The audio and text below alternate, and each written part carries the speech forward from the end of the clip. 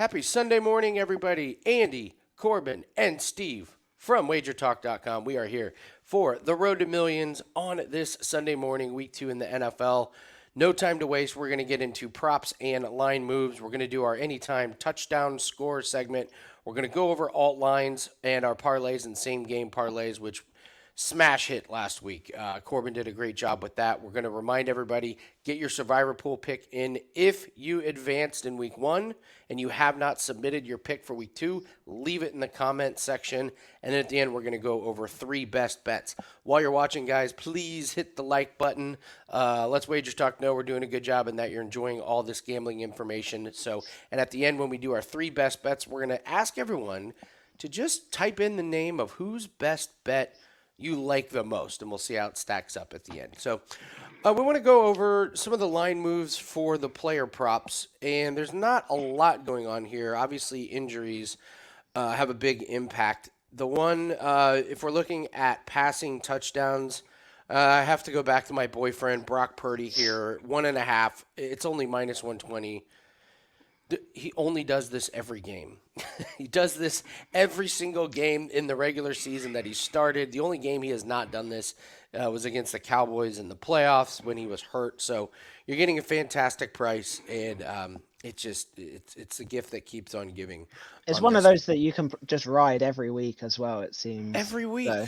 Every week, we're going to get to another one on his team that you can ride every week, and the two are kind of correlated here. So, for passing TDs, that's the one that jumps out to me. A couple here in the passing yards. We really liked Derek Carr last week because we liked his matchup against the Titans, and darn it, Justin Herbert, they really jumped the line up 286.5. We liked it because the Titans are one of these teams, tough to run on, pretty easy to throw on. I was hoping to get a number below the 270 mark on Herbert, but we just didn't get it there. So C.J. Stroud lines are he's going to play, but C.J. Stroud props are off the board. I bring that up because I talked about liking C.J. Stroud over his passing earlier this week. So not really sure what to do with his props because they're off the board now, but that's one to keep an eye on. And then I want to highlight Justin Fields here. Over 173.5. I know the Bears have a bad passing offense, but I would argue their running backs are worse. Their running backs last week rushed 20 times for 63 yards. Fields had 216 yards passing. And the Buccaneers, here's another team, tough to run on. The way you do it, the way you attack them is through the air. Kirk Cousins threw for 344 yards against the Bucs last week. I think Fields throws a lot. I think this is a bargain. So this is, spoiler, this is going to be my best bet for the end of the show. I just love this low number when the matchup suits him well. So that's going to be my best bet here. So we'll move on to the rushing and receiving. We'll start with the rushing yards here. James Cook is interesting to me. I've liked that guy in the offseason. He was used a lot. I'm not sure if he's used enough to get over this 50.5. I still think there's value in David Montgomery. I'm not sure they're giving Jahmyr Gibbs this much work still. They said they were going to ease Jahmyr Gibbs into the season, and I don't know, week 2, do they give him a lot more? David Montgomery was their back when it came time inside the goal line and when it was time to milk the clock. And they could be up in this game. Seattle's missing both their tackles, and their defense was not very good. So I still think there's value here in David Montgomery over. Good luck figuring out what Baltimore's going to do with Gus Edwards and Justice Hill. Talk about a friggin' pass for me. And then Josh Kelly. I imagine Josh Kelly is going to be a popular pick this week because Eckler's out. Unfortunately, Eckler's out, and you would think Kelly, he's going to shine. He gets like the worst matchup against the Titans. So I would be staying away from that. And then the Colts. If you're an Anthony Richardson, you believe in the rushing, I would say he's probably better at an anytime touchdown. As long as Jonathan Taylor's out of the lineup, I think he's their best goal line back. I think he's the best guy inside the 5-yard line. So I would take a look at him. I don't know, guys. Any opinion on A.J. Dillon here now that Aaron Jones is out? A.J. Dillon. I agree, Corbin. And I'm wearing a Packers shirt, and I can't stand him anymore. He doesn't deliver consistently. So He's so bad. In this game, I would rather have Tyler Algier all I would agree. day. All Our ru- day. our rush defense is also not very good. So yeah, I quite like the Algier over, but Steve, definitely you not AJ Dillon. So Steve, you and I just are in love with just the heart for Tyler Algier, aren't we? Oh, for sure. Yeah, he was a guy we talked about earlier in the week. I think we're going to talk about his touchdown prop a little bit later, but I mean, he led his team in carries, yards, touchdowns across the board. I know Robinson caught a touchdown and did some of the work out of the receiving, but actually an encouraging sign for Algier as well is that he actually was involved in the passing game. He caught 3 passes last week, and he generally isn't that involved, so that's an encouraging sign for him. Another one I would look towards that is McCaffrey. We talked about him earlier this week against the Rams. Generally, we try to stay away from the big name players, but I feel like there's value here. I talked about his rushing plus receiving, which is what I prefer, based on the fact that he can do both. I wouldn't have a problem taking his over rushing today either. We saw him break one last week, and that Rams defense I feel like will be ripe for the picking today, and the Niners will be most likely icing away the game late. Yeah, I mean, this number's jumped up 102.5. It was 97.5. So maybe lost a little bit of value, but we still like it there. The other rushing yards. I mentioned Justin Fields over on. I mentioned Justin Fields over on the passing. We saw this in, excuse me, the Thursday night game where Cousins goes over everything, Madison goes under. So if you're looking kind of the same thing, Khalil Herbert, I don't think Khalil Herbert's any good. That Bears rush defense or rush offense is pretty bad for the running backs. I mean, combined without Justin Fields, they had 20 carries for 63 yards, and now they're going up against the Bucks. So I think Khalil Herbert. I know it's a low number and he's going to get work, but how many carries is he going to get? 10 against the Yeah, Bucks, maybe. Not. about that. Yeah, it should be about that many. Receiving yards, Steve Saquon Barkley. Do you want receiving yards or receptions? Receiving yards, it was 21 and a half. All right, so we're looking here at the Giants going up against the Cardinals here. There it is. So Saquon, just a little move up to 22.5. What do you like about him? So he really didn't have a chance to get involved last week in that game against Dallas. He still got a good amount of carries, but in that game, he didn't have a chance to really get in the normal flow. And this seems kind of like a perfect situation here with the Giants. They have a banged up offensive line, some injury issues on the line. So we could be looking at Jones looking to get rid of the ball quickly and use Saquon out of the backfield.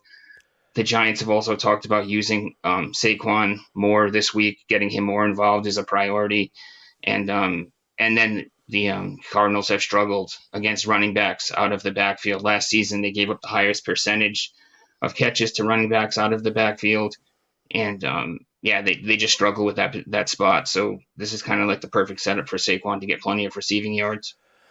The other one I wanted to bring up, Travis Etienne. We hit on him last week. They bumped it up to 19.5. It was 14.5 last week. They're 19.5. I said I would take it under 20 this week. Technically, it's under 20. I like it. The Chiefs last year were the worst team in the NFL preventing passing yards to running backs. He's the only running back that caught a pass. Tank Bigsby's not going to be catching many passes. Maybe he gets one. And with Chris Jones back, I actually think ETN out of the backfield is a really good play for Jacksonville. I think Trevor Lawrence is going to have some pressure on him, so I would I would go back to ETN, and the number is right about where I would put it at. He had 27 last week. I think he might get there. you would Again. expect that they have to score points as well playing the Chiefs, so game script could fit it. Yeah, So it wasn't a high-scoring game in the playoffs last year. I actually kind of like the Jags under 23.5. I love that Chiefs defense. I'm kind of on an I don't know. Maybe I'm on an island. I love the Chiefs defense. I think they're legit. I think they've nailed those draft picks over the last couple years. They've got a bunch of young guys. Chris Jones coming back.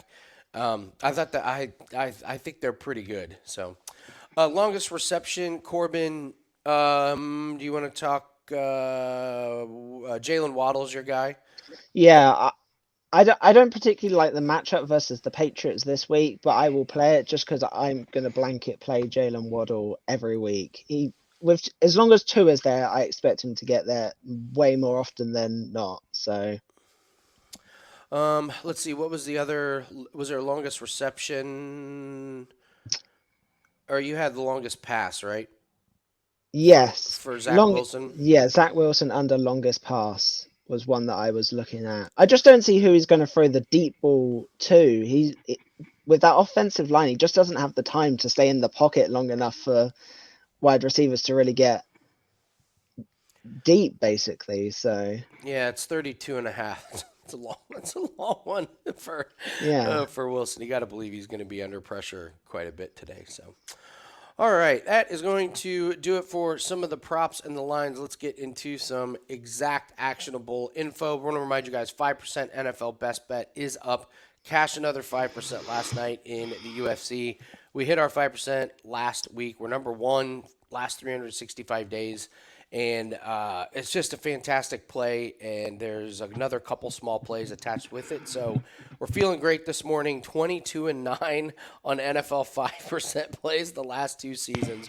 Really, Yes, really, sir. really, really proud of that one. So looking to looking to add to the profits. So, all right, Steve. It is time for your anytime touchdown scores. First, let's start every week bets. These are just blankets. We play them every week.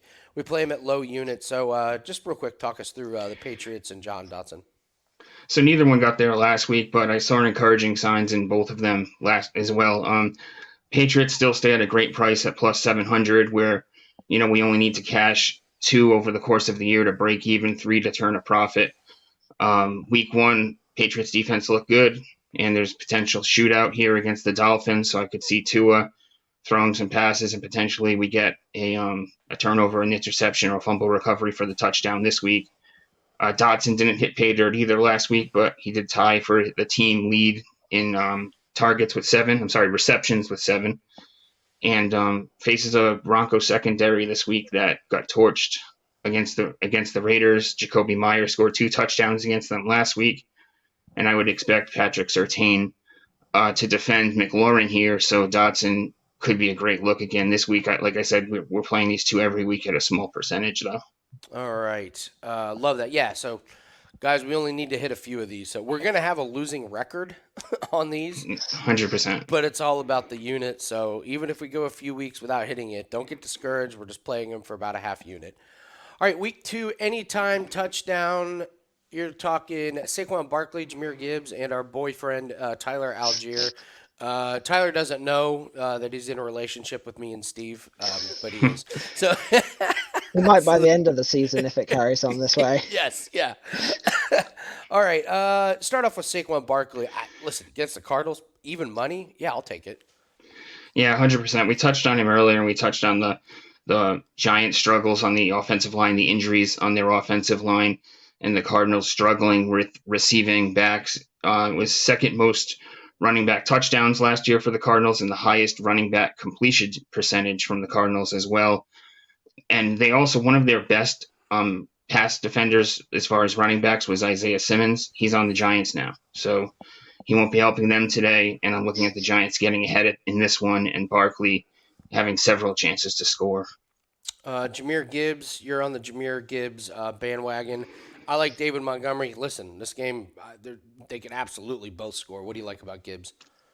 So last week Gibbs didn't get a ton of workload, but he made the most of what he had. His yardage averages were really good, and there were some encouraging things last week. He could have scored a touchdown if he didn't slip on the 10-yard line. I think everyone saw that one.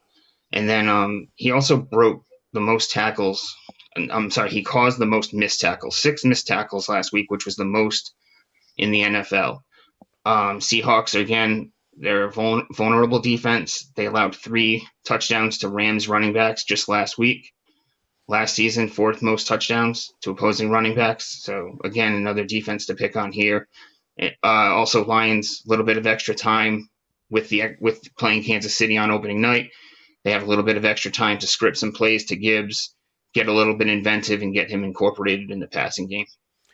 And Tyler Algier, I mean, he had 2 last week. I own him on fantasy teams, and I started him. I love this. I think we're kind of seeing more of the trend. Like, remember last year how, like, Zeke was like a round 2 fantasy draft pick, and Pollard was like 6 or 7, but you could start both of them. I feel like we're seeing that now in that Gibbs and Montgomery and Algier and Bijan. So yeah, plus 165. Gotta love this price. especially if the Falcons are going to stay as run heavy as we saw them in Week 1. If they keep with that, they're the most run heavy offense in the NFL, and if they stay like that, both these backs will have plenty of work all season long. We saw Algier score 2 touchdowns last week, and Pat gave up 10th most touchdowns last season to opposing running backs. Great spot here at plus 165, especially. And like we said, Algier led the Falcons backs in carries, yards, touchdowns last week. So love him here to score one at 165. And Corbin, our resident Packer fan, does not like the rush defense for Green Our Bay. rush defense is just awful. So Uh, going against the Falcons, Yeah. I'm not that optimistic. the pay dirt parlay. Oh, we were so close, Steve. Oh, we were one Josh Jacobs touchdown away. We talked about Jahmyr Gibbs and Saquon Barkley, and you're going to throw Christian McCaffrey. Give him the Christian McCaffrey stat. I can't believe this price is so good. So McCaffrey was part of the pay dirt parlay last week, and he got there for us, along with J.K. Dobbins before he got injured. But Josh Jacobs, and we cleared our first 2 at the 1 o'clock game, and then waiting on Jacobs at 4, and he couldn't get the job done. We touched on Barkley and Gibbs already, and then McCaffrey touchdown in the last 10 games. If you include the postseason, now you get the Rams with a potential blowout. And last season he played the Rams twice, scored a touchdown in one of the games, but he had plenty of production in those games. We talked about that in his rushing and receiving breakdown, where he had close to 150 all-purpose yards in both of those games. I'm expecting him to be really active today. And for the 3 of these, you can wrap them all up for plus 800 or 802, depending on where you look. And good news on the every week bets. If you didn't jump on last week, you jump on this week. You avoided one of the losses, so perfect time to jump on both of them. But I expect one of them to get the job done today. That's amazing, McCaffrey. 10 games in a row with a touchdown. Crazy. Why is he not like minus 250? On Yeah, this? It's crazy. you think it would be a little higher. I had to throw him in there. I didn't feel like I could take him by himself. But even at that price, at 160, if you can get him in that range still, it's worth a sprinkle, maybe 1 unit by himself alone, Yeah, absolutely. Absolutely. Great work, Steve. Those are your anytime touchdowns. Now, Corbin, you got to bring the drama. Let's take a trip to the alternate universe here, Corbin. You get the full screen. All right, recap last week. You absolutely nailed it. Yeah, I mean, as I said, expected most of them. I think they were all favourites to cover 1 touchdown. Just seems pretty good. So I mean, the Jags did they all win? Only the Vikings didn't win, right? The other 3 won outright. Vikings, as I said, they're the kings at covering as well in close games. So yeah, pretty nice to hit that one. So looking on to this week, so we have the Colts plus 7.5, so obviously to cover a touchdown. I really like them in the spot. As you mentioned, CJ Stroud is potentially playing injured, so which just to me adds even more benefit, because if they're just going to keep riding with an injured player, you've got to think he's limited in some way. And I was quite impressed with the Colts last week. I wasn't really expecting too much, and I thought Richardson held his own at times. So I like them to at least cover a touchdown here. The 49ers, I mean, we've talked about the 49ers, but they've covered the last 9 head-to-heads, and the only 2 of those 9 that they lost, they covered by a field goal, or they lost by a field goal even. So the plus 3.5 gives us that cover. And then we move on to the Giants, who are playing the Cardinals, who just, quite honestly, just suck. They're so bad. I love the Giants in this bounce back spot, and to cover a touchdown against a Cards team that I don't see particularly scoring many touchdowns themselves, it just seems too good to me. So that's my parlay for the week. I love this play, Corbin. I really, really love this play. I can't poke holes in the 3 of those. I thought CJ Stroud was gonna have a good game passing. But the Texans running game is horrible. They're horrible, and the Colts' rush defense is good. Like Houston's not going to be Exactly. able to run the ball today. And I'm with you, Richardson. He held his own. I listen. He came through in the clutch by throwing that late interception to get the to get the rookie quarterback interceptions props. Which the rookie interception is if you just take Stroud and Richardson and Bryce Young to throw an interception. I think you're going to get 2 out of 3, at least 2 out of 3 every week. And sure enough, 2 out of 3 last week get you there. So, yes, Steve. Yeah, I love the safety net here that it's like the perfect safety net for each game, especially the 49ers Exactly. where you look at it and 3.5. If the 49ers were to lose this game, I can't see them losing it, but if they were, you'd think it would be by a late field goal. And then the Giants, I think it's really smart as well there to get the 7 there just in case.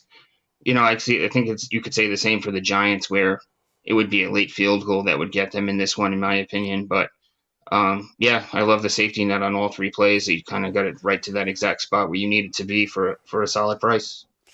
All right. Exactly. So And if that's you your don't like it, you can always go and use the other parts. You can mix and match these parts with other games, cross sport parlays. There's so many other options if, for example, you didn't like one of the 3 parts. So You also did absolutely fantastic with the same game parlays in week one. Just yeah, recap these two. These are the two we went over in the show, and then we want to talk about one that we did in the primetime game. So go over these. These both hit. exactly. So the Titans under the points, I don't remember them getting particularly close at all. I know Derek Carr Not soared even over close. I don't yeah, think they had a soared touchdown. Derek Carr soared over the passing yards. That one was never really in doubt. And Okonkwo, again, I don't remember him even Oh making a no, catch, but he came close. So Tannehill missed him on a long pass, but that's what you get with Tannehill. That was a good one. exactly. And then the Dolphins Chargers, as we said, were expecting a shootout. Tyreek Hill again flew over 64.5 yards, is very low. And then Eckler got there with the receiving yards. So You could have taken the alt line over 200 yards and still gotten there with with Tyreek Hill.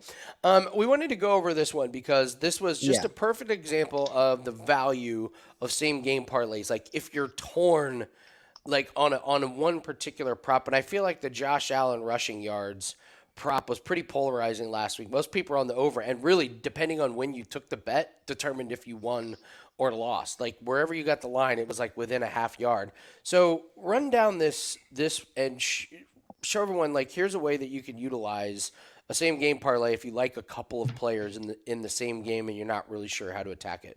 exactly. So this is one that I tweeted out prior to the game starting.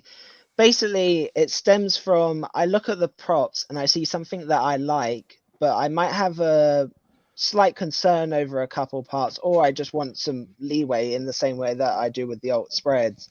So if you look, Josh Allen needed 25 rushing yards. I think he got about 36, which when I looked, the line was like 37, 38. So that would have been a loss. I liked Garrett Wilson to as it shows, catch a couple of passes, get some yards, but he went nowhere near his receiving yards and still easily covered the 25 and the 3 receptions. And then Dawson Knox should get just 1 reception to bring down the juice even more.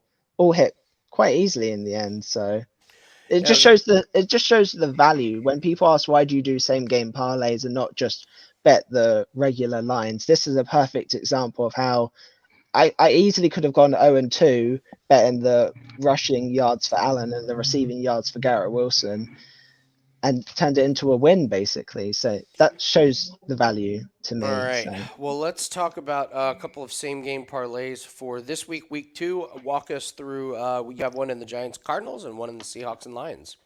yeah, so as I've mentioned already, I really don't think the Cardinals they're going to just be tanking all year. So what do we have? Saquon Barkley over 54.5 rushing. So he went over in 13 games he played last year, including the first 7 to start last year. He only got 51 even last week, but the game script was so against him. I mean, being down 40, I'm surprised he even got that many carries. So I have to think they're gonna ride him here. Dobbs under 249 passing yards. He only got 132 last week. Who's he throwing the ball to? They've just got no good wide receivers, really. And even the Cowboys last week in the blowout, they still didn't throw the ball a ton. So I was looking over the stats. They had 64 passing yards in the first quarter and 37 in the second. That's still not on pace to get, even if they carried on at that speed, to get 250 is quite a lot, especially for someone that would, as I said, that Dobbs, that's nowhere near as good as Prescott or have the same weapons. So, and then we have the Cardinals under 27.5 points. Again, how are they going to get to 27.5 points? They got 16 last week. And then I looked over the stats. They didn't excel in any area, and they racked up penalty yards. I just don't see where they're going to get, I guess, 28 points from. So that's the reasoning behind the first one. The second one, we need Lions to score over 16.5. At home, the Lions are just a different animal than when they're away. They went over in 8 of 9 at home last year, got 21 last week against the Chiefs. And as I said, their offense is just great at home. The Seahawks gave up 30 to a Rams team that I'm still not particularly sold on. So we'll have to wait and see on that one. But I can't think their defense is going to hold them to under 17. So, yeah. Amon-Ra St. Brown, he's the main guy for Goff. At home as well. His stats at home compared to away games are just completely different. So, I've lost my stat. Amon-Ra St. Brown, 59.5. He went over in all 8 home games last season, so that just backs it up. And he got 71 yards last week. So the Seahawks defenders gave up a lot of yards to all the wide receivers, and then to close it out, the Lions to get over 1.5 touchdowns. If they're getting to 17 points, you have to feel like they're going to get at least 2 touchdowns. So that's the reasoning math behind does that. add up. It does, unless they're racking up the field goals. So.